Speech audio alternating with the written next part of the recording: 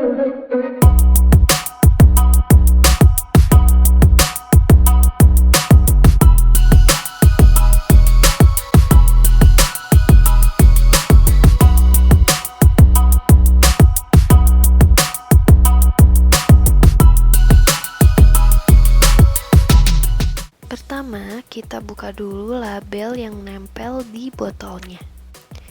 Aduh, susah banget lagi. Ups, ternyata aku salah buka. Seperti yang bisa kalian lihat, di botolnya itu udah ada tekstur kayak gini.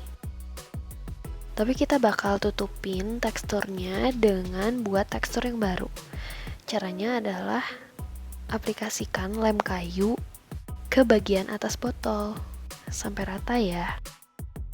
Terus kalian ambil tisu yang dibagi dua, satu lembar aja, dan disobek-sobek kayak gini, lalu tempel deh. Tisu ini tuh bakalan bikin tekstur yang beda dari tekstur yang udah ada di botol itu.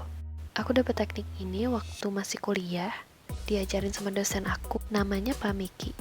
Kalau udah beres kita diemin sampai kering, kalau aku sih didieminnya semalaman. Kalau udah kering, kita masuk ke proses pengecatan. Di sini aku pakai cat yang udah ada, cat sisa gitu, dan pengecatannya juga gampang banget. Kalian tinggal tap-tap busanya ke botol. Oh ya, pengecatan ini aku lakuin 2 kali ya, sampai semua area botolnya itu tertutupi dengan cat. Kita masuk ke bagian yang paling menarik. Ambil sedikit cat poster warna gold, terus kita tempelin ke tekstur tisu tadi. Oh ya, kuasnya nggak perlu kalian basahin ya.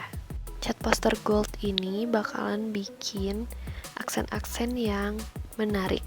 Kalau udah selesai, kalian bisa kasih tanaman kering supaya lebih menarik.